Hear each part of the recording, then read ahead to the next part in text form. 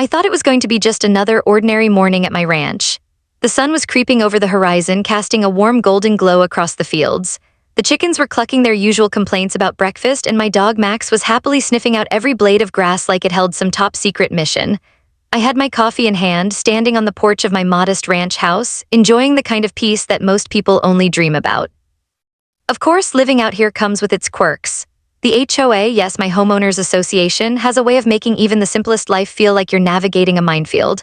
I've received emails that would make anyone laugh if they weren't so terrifying. Apparently, it's illegal to have more than 3 gnomes on your lawn, and wind chimes must be tuned to the HOA's preferred scale or face a $250 fine. But honestly, I've learned to just nod and ignore them. Some rules are best treated like distant relatives. Tolerate them from afar, but don't invite them in. That morning, everything seemed normal. The cows were mooing in rhythm, the chickens were gossiping, and I was sipping my coffee, thinking about which fence post needed repair next. And then I noticed them. 2 men walking down my driveway, approaching my house. At first, I assumed they were delivery guys, maybe the new tractor parts I'd ordered, but something didn't add up.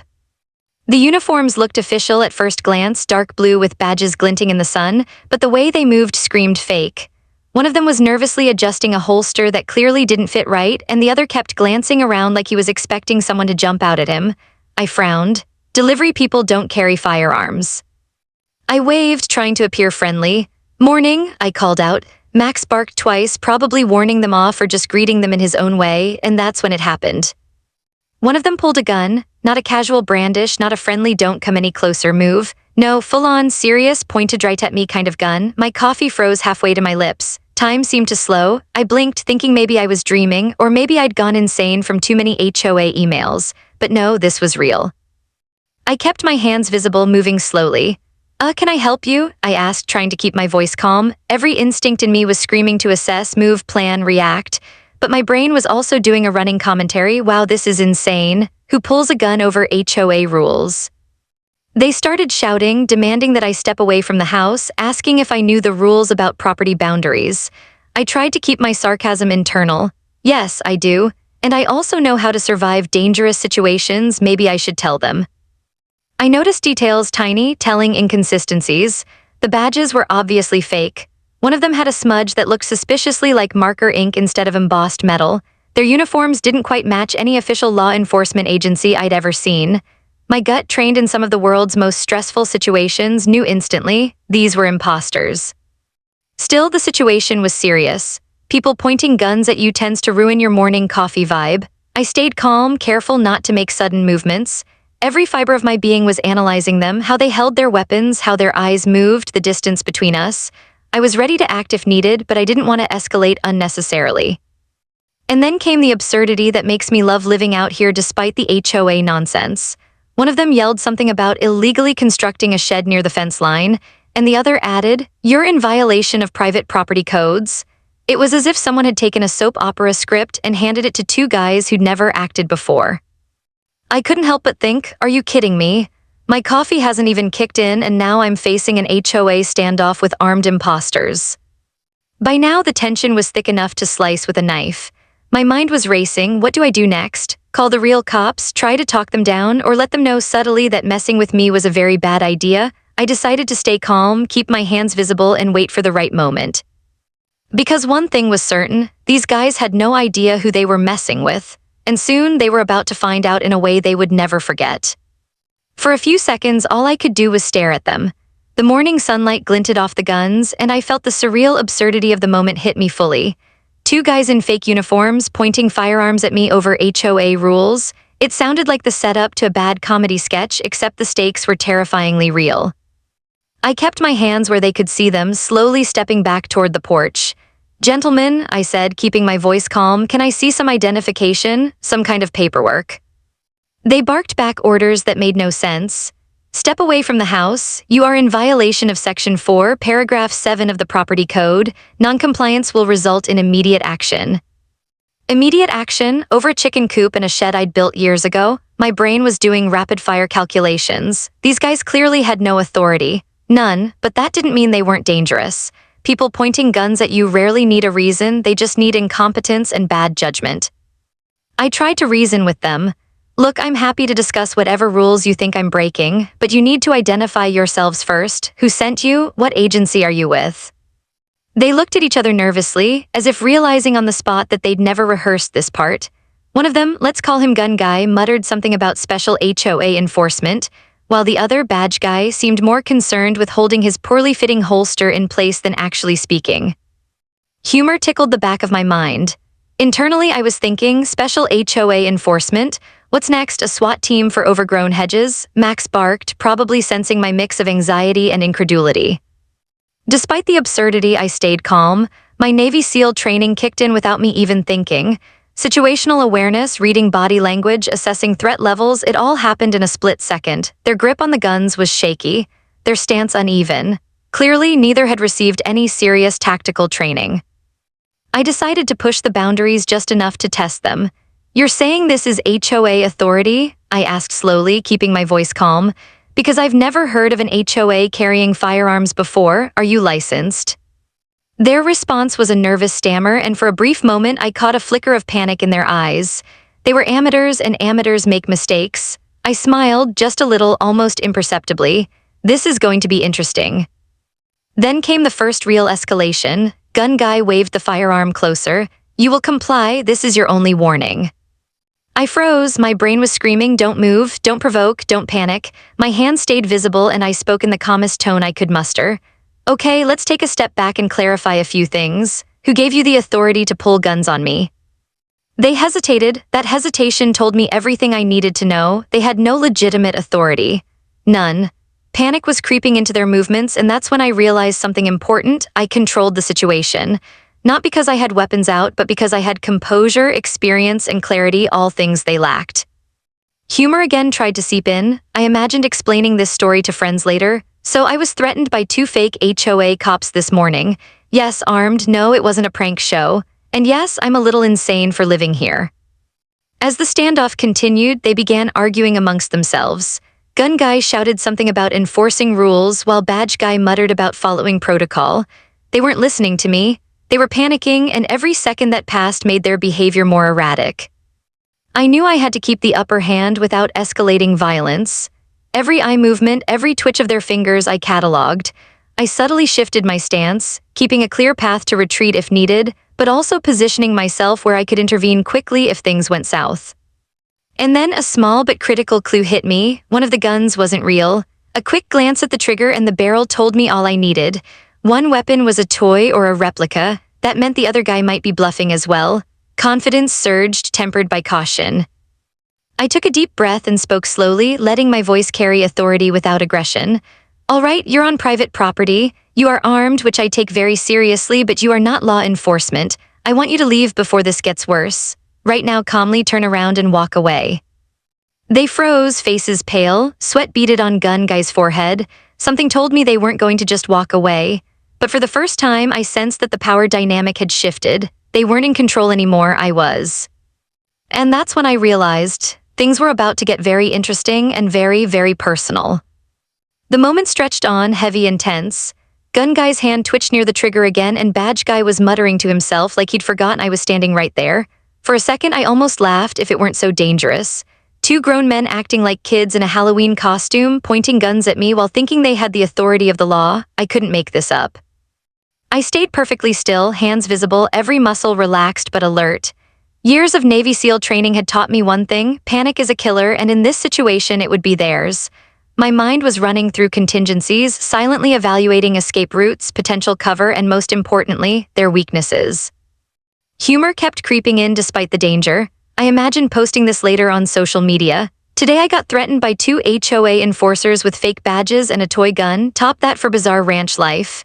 Max barked once, tail wagging, oblivious to the chaos. Maybe he thought it was part of his morning walk.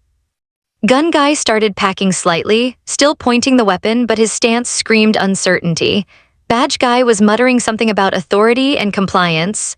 Neither of them seemed to notice that their performance was crumbling by the second. I decided to push them just a little, testing their nerves without provoking a dangerous reaction. You know, I said calmly, I've never met HOA enforcers who carry firearms or enforce property rules at gunpoint. I'm curious, are there written policies somewhere, or is this improvisation? Gun Guy's face turned red. Badge Guy looked like he wanted the ground to swallow him whole. They were amateurs, and amateurs have a predictable pattern: panic, hesitation, argument. I had seen it before on missions during hostile encounters. I stepped slightly to the side, keeping my hands visible, subtly angling myself so Max was between me and them. My voice remained calm, controlled, deliberate. I really don't want this to escalate, but if you don't leave my property, someone is going to get hurt. And I can promise you it won't be me. A bead of sweat ran down Gun Guy's temple. That tiny signal told me he knew, somewhere deep down, he had no idea what he was doing. He wasn't trained, he wasn't ready, and he sure as hell didn't know he was staring down someone who had been in far worse situations than this. Badge Guy finally spoke up, voice shaking. We were just trying to enforce rules. Rules? I echoed, eyebrows raised. You're pointing firearms at me over rules. That's a violation in itself. Do you understand the consequences of your actions? I kept my tone conversational, almost like I was explaining something to a confused child, but every word carried authority. They glanced at each other, and for the first time, I saw real uncertainty in both of them.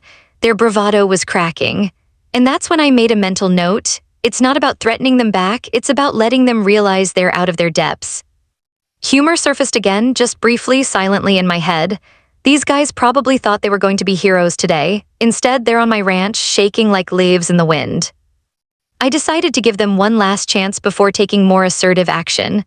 Listen, I said slowly, you are armed and I take that seriously, but you are not law enforcement. You are on private property. Turn around and leave, and this ends without anyone getting hurt. Make the smart choice. They froze. Their nervous energy was palpable, like a storm about to break. I could see the gears turning in their heads. They were weighing their options, probably realizing the enormity of their mistake. And then something interesting happened. Gun Guy shifted his weight awkwardly, as if preparing to act, while Badge Guy stumbled over words, trying to regain some semblance of authority. The tension skyrocketed. I knew I had to remain the calmest person in the situation. Calmness communicates control, panic communicates weakness. I glanced at Max. My loyal dog gave me a look that said, "You've got this," or maybe, "Please don't get shot today." Either way, it reminded me that I wasn't alone. I had the advantage of experience, training, and clarity of mind. They had confusion, fear, and an inflated sense of authority. It was clear they were bluffing. One of the guns was a replica. Their movements screamed inexperience, and most importantly, they had no idea who I really was. Soon they were going to find out, but for now the standoff continued. Tense, awkward, hilarious if you were watching from a safe distance. And that's when I realized the situation had turned into a psychological game. The longer I stayed calm, the more they unraveled. I wasn't rushing to escalate. I wasn't panicking. I was simply letting them make their next mistake, because eventually everyone makes one.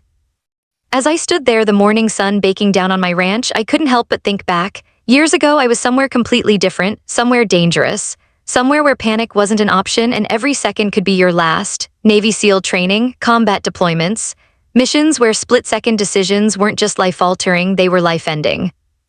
I didn't mention it to these two imposters.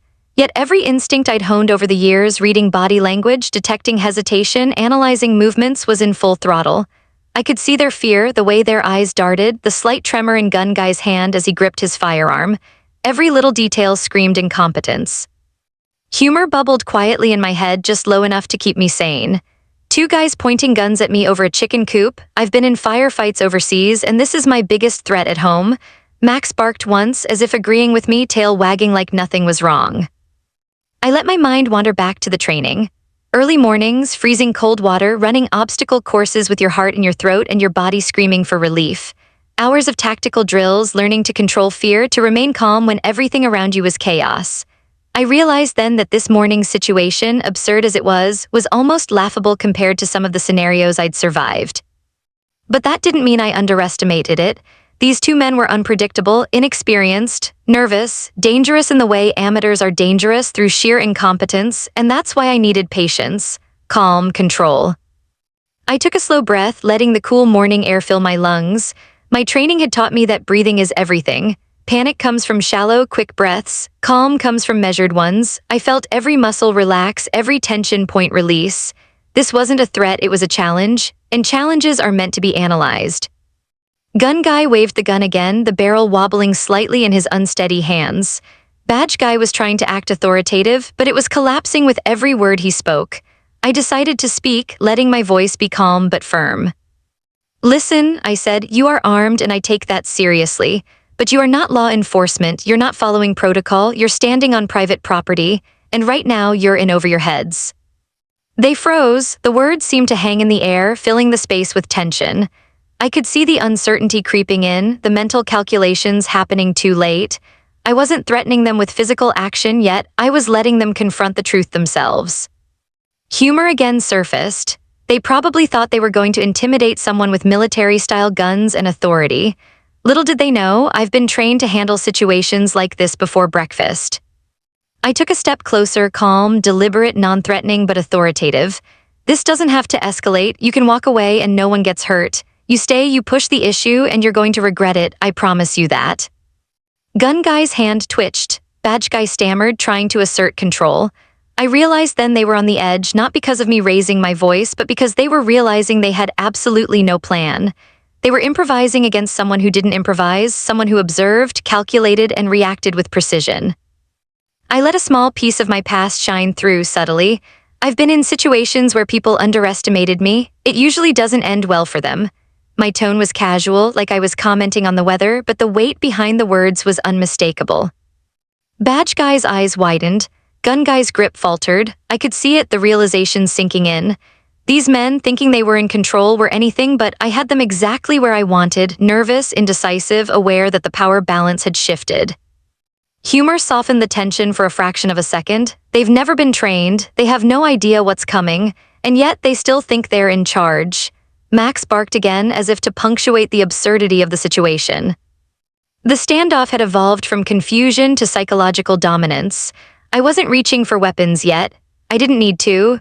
My presence, calmness, and subtle hints at experience were already dismantling their confidence.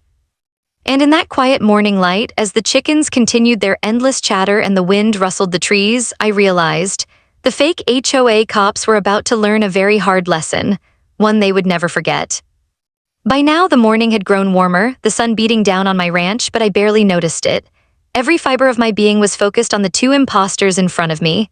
Gun guy's finger twitched near the trigger, and badge guy's posture had stiffened to the point it looked like he was trying to fold himself into a corner. Both of them were clearly spiraling, and I had a front row seat. I decided it was time to subtly assert more control, but without escalating the situation. Calmness had been my weapon so far, and I wasn't about to lose that edge. I shifted my stance slightly, keeping Max between us, but otherwise remaining relaxed. Each movement was deliberate, calculated, just enough to make them realize I wasn't the one losing composure. All right, I said, my voice steady and conversational, let's clarify something. You're armed, you're on private property, and you're enforcing rules nobody even gave you authority to enforce. So tell me, what's the plan here? Gun guy hesitated, badge guy muttered something about following HOA guidelines, but it was weak, shaky, and disorganized. Their confidence was crumbling. Humor tickled my mind. These guys probably thought they were about to be heroes today. Instead, they're realizing they're in way over their heads. Max gave a little bark, as if agreeing with my internal commentary, tail wagging like nothing was wrong. Then came the first serious mistake. Gun guy took a half step forward, trying to assert authority, but his grip faltered. I could see the panic in his eyes. I didn't flinch, I didn't even blink. Instead, I spoke calmly, letting each word hang in the air. You see, moving closer while pointing a gun isn't exactly smart, I said, voice neutral, almost like I was giving advice. Especially when the person you're threatening has dealt with far worse situations than this. And trust me, I'm very familiar with situations like this. Badge guy glanced at gun guy, panic rising on both of their faces. They were arguing under their breath, clearly unsure of who should be in charge. Their amateurism was my advantage. I took a step to the side, keeping my hands visible, my body language open but confident. My eyes stayed locked on theirs. Every subtle twitch, every nervous glance I cataloged. I wasn't just standing there, I was observing, calculating, preparing for the moment they would make a critical error. Humor surfaced again, just enough to keep me calm. Imagine the conversation at HOA headquarters later. We sent armed enforcers, but they froze like schoolchildren in a horror movie. Max barked again, tail wagging, seemingly encouraging me silently. Suddenly, gun guy's hand twitched again, this time in a movement too deliberate to ignore. He wasn't just nervous, he was trying to assert control. That's when I realized it. If either of them made a sudden move, it could escalate quickly. I stayed calm, I spoke slowly, each word measured. If either of you makes a move, someone's going to get hurt, and I promise you it won't be me, so let's make a smart choice. You leave now, calmly, and this ends without incident. Badge guy stammered, voice shaking. We can't just leave, we have orders. Orders? That word was funny and terrifying at the same time. Who gives orders to fake cops? Who thinks an HOA has the power to authorize firearms? The absurdity was almost unbearable. I took a slow, deliberate breath, letting the tension stretch. My training was paying off. I wasn't reacting emotionally, I was letting them react. Their fear, confusion, and lack of preparation were unraveling them before my eyes. And then a small but crucial observation hit me. One of the guns wasn't real. I had noticed it earlier, but now it was undeniable. The weight, the way the trigger moved, it was a replica. That meant their confidence was based entirely on bluffing, and I had already seen how fragile that bluff was. Humor flared up briefly, silently. They think they can intimidate a Navy SEAL at his own ranch with a fake gun and bad posture. Priceless. I let the silence hang for a few more seconds, letting them feel the weight of the situation. Sweat dripped down gun guy's face, badge guy's breathing grew faster, and their argument under their breath grew louder. Their disorientation was complete. Finally, I spoke again, calm and firm. Walk away right now before this gets worse. For your own sake, for everyone's sake, just turn around and leave my property. The standoff had shifted. They weren't the ones in control anymore. I had the upper hand, and I could see it in their faces. They were terrified, indecisive, and unraveling. And at that moment, I knew. Very soon, they would find out that messing with me was the biggest mistake of their lives. The tension in the air was thick enough to choke on. Gun guy was sweating, badge guy was trembling, and every muscle in their bodies screamed panic. I stayed calm, my hands relaxed at my sides, voice steady, letting them stew in their own fear.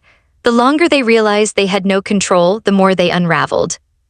And that's when I decided it was time, not to escalate, not to threaten, but to make one thing perfectly clear.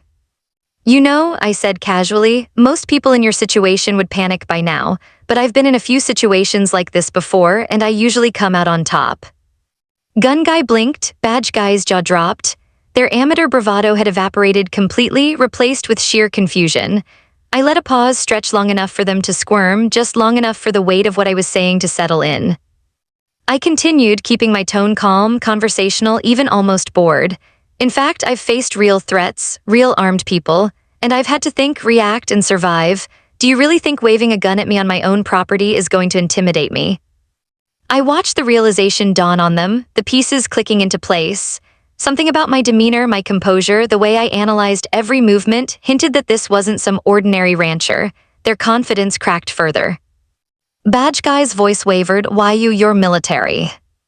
I let a slow, small smile appear.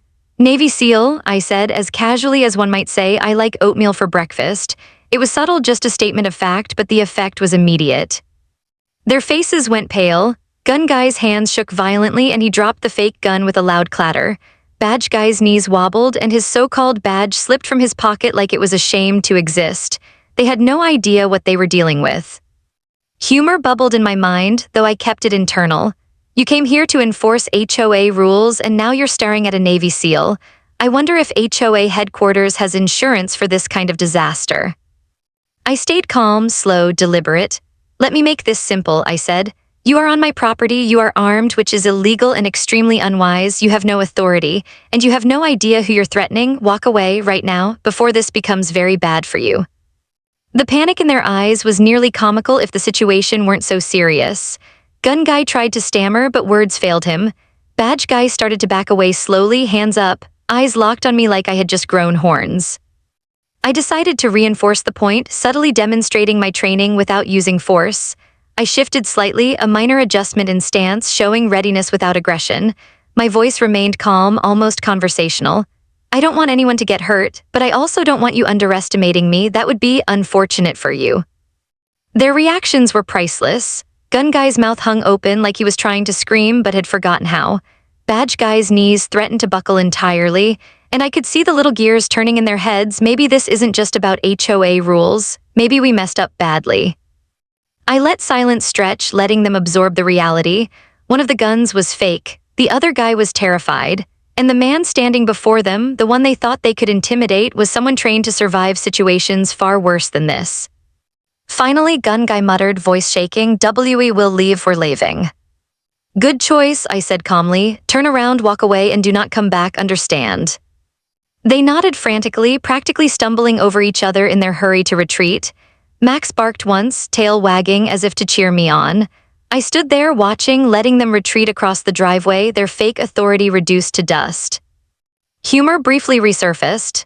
Two HOA enforcers with toy guns running from a guy in jeans and a coffee-stained t-shirt. This is a headline in the making. But beyond the humor, there was a sense of satisfaction, calm, deliberate, calculated.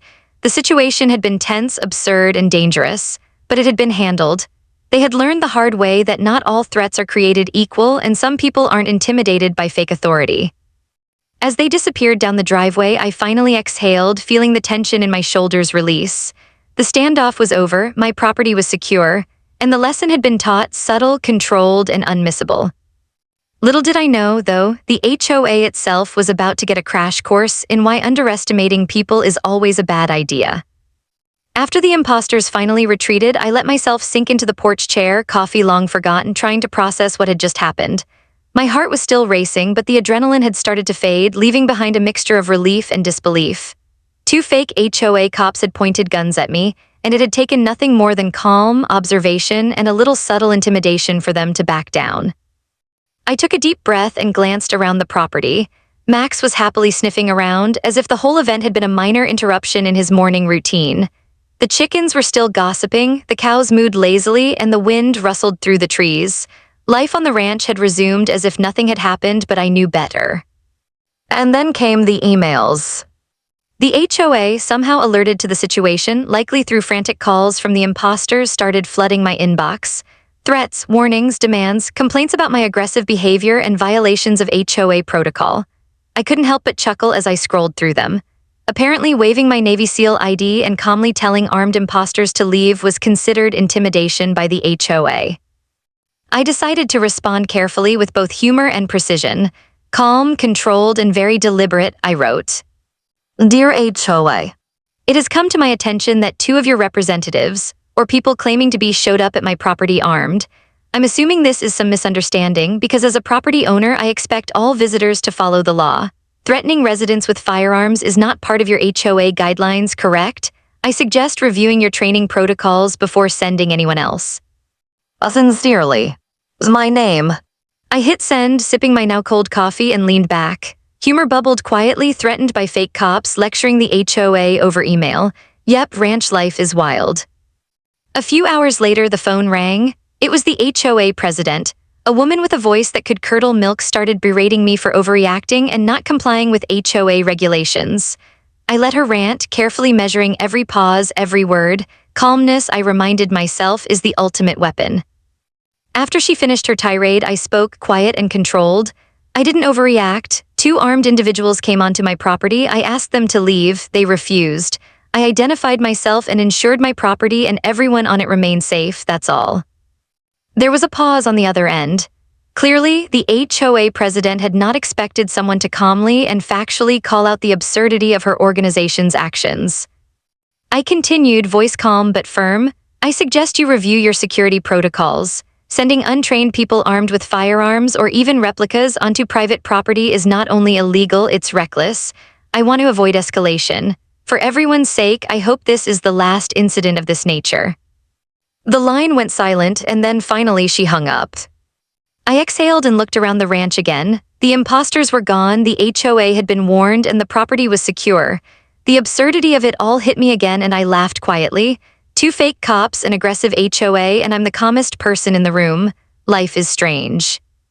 But there was more to do. I spent the afternoon documenting everything, pictures of the imposters' fake badges, videos of the standoff, notes on their behavior. I contacted local authorities not because I needed protection but to make a record. If the HOA tried anything else or if these amateurs returned, there would be evidence. Humor and relief mixed as I prepared for the inevitable HOA follow-up. I imagined their emails piling up. Dear sir, please stop being intimidating, and I smiled. You threatened my coffee time, your fake cops pointed guns at me, and now you're worried about intimidation. By evening, the ranch had returned to normal. The cows were grazing, Max was napping in the sun, and the chickens were winding down for the day. I leaned back in the porch chair, reflecting on the day. It had been chaotic, absurd, and incredibly tense, but I'd handled it with calm, precision, and just enough humor to keep my sanity. And deep down, I knew one thing. The HOA may still think they hold power, but they had just learned the hard way that underestimating someone is always a bad idea. Very bad. As the sun set over the ranch, I felt a quiet satisfaction. The imposters had been exposed, the HOA had been warned, and for the first time in weeks, I could finally enjoy the peace of my property, though I suspected this story wasn't over just yet. By the next morning, the ranch felt different. Not in a physical way, nothing had changed, except that two fake HOA enforcers and their tiny sense of authority were no longer part of the landscape, but in the air. There was a quiet confidence, the kind that comes from surviving a chaotic, absurd, and dangerous morning without breaking a sweat. I sipped my coffee on the porch, letting the sun warm my face. Max was sprawled lazily at my feet, tail wagging occasionally as if he had fully processed the absurdity of the previous day. The chickens clucked softly, as if mocking the drama that had unfolded in their usually peaceful lives. Of course, the HOA wasn't done. Emails kept trickling in, notices, threats, and passive-aggressive reminders about property compliance. But this time, I approached them differently. Each message got a carefully crafted, calm, and factual reply. Thank you for your message. As a property owner, I am fully aware of the rules. I am also aware that untrained individuals with firearms showed up on my property claiming authority. For the sake of safety and legality, I recommend reviewing your enforcement practices before any further incidents occur. Somehow, the balance of power had shifted. I wasn't overreacting, I wasn't being dramatic, I was simply documenting facts and maintaining control. Humor underscored every reply in my head. Threaten my property? Check. Act like a hero? Fail. Get schooled calmly by a Navy SEAL? Priceless. I even started imagining small, lighthearted security upgrades. Not because I felt unsafe, though maybe a little, but because, well, it was fun to think about. Motion-activated cameras. Signs that red trespassers will be reminded they're not in charge. Maybe even a max-sized ranch seal mascot that barked at anyone entering without permission. The imposters never returned. I suspect the local authorities spoke to them after my report, but I didn't need to know details. The important part was simple. They had learned their lesson, and the HOA had been reminded that intimidation only works on those who let it. Looking back, the entire situation was absurd. Armed imposters, overzealous HOA rules, emails threatening fines for what exactly? Having a shed? And yet it had taught me something valuable, not just about vigilance, preparation, or the importance of calm in dangerous situations, but about humor and perspective. Life throws ridiculous, stressful events your way, and sometimes the only way to handle them is with calm, observation, and a little bit of quiet amusement. By the end of the week, the ranch had returned to its peaceful rhythm. The cows grazed lazily, Max chased leaves across the yard, and the sun set over the hills like nothing had ever happened. And yet I knew this morning would stick with me forever, the morning when fake HOA cops thought they could intimidate a Navy SEAL. The real lesson, though, was deeper. People underestimate others all the time. They assume authority is enough, that bluster and intimidation will work, and they fail to realize that skill, preparation, and composure matter far more than uniform or weapon. In my case, all it took was calm observation, subtle psychological pressure, and letting them realize their own mistakes. Humor, too, played its part. If I hadn't been able to find the absurdity in two fake cops waving guns at me over HOA rules, I might have panicked or worse, escalated unnecessarily. Instead, I stayed grounded, focused, and yes, quietly entertained by the situation. I leaned back, finally finishing my coffee, and let the silence of the ranch wash over me. Life was peaceful again. The imposters were gone. The HOA was kept in check. And I had learned yet again that staying calm, being prepared, and never underestimating anyone, especially myself, is the best way to survive the absurd chaos life throws at you. Max yawned, stretching, and I smiled. Ranch life had its challenges, sure, but some challenges, like fake HOA cops waving toy guns at you, make for stories you'll never forget. And as the sun dipped below the horizon, I knew one thing for certain. No matter what the HOA tried next, they had already learned the most important lesson. Never underestimate the person standing calmly on their own property. And with that, life on the ranch returned to normal. Or as normal as life gets when your mornings include fake cops, overzealous HOA rules, and the quiet confidence of a Navy SEAL. Every HOA has a story on HOA Headaches. You'll hear the ones they tried to bury. Subscribe today.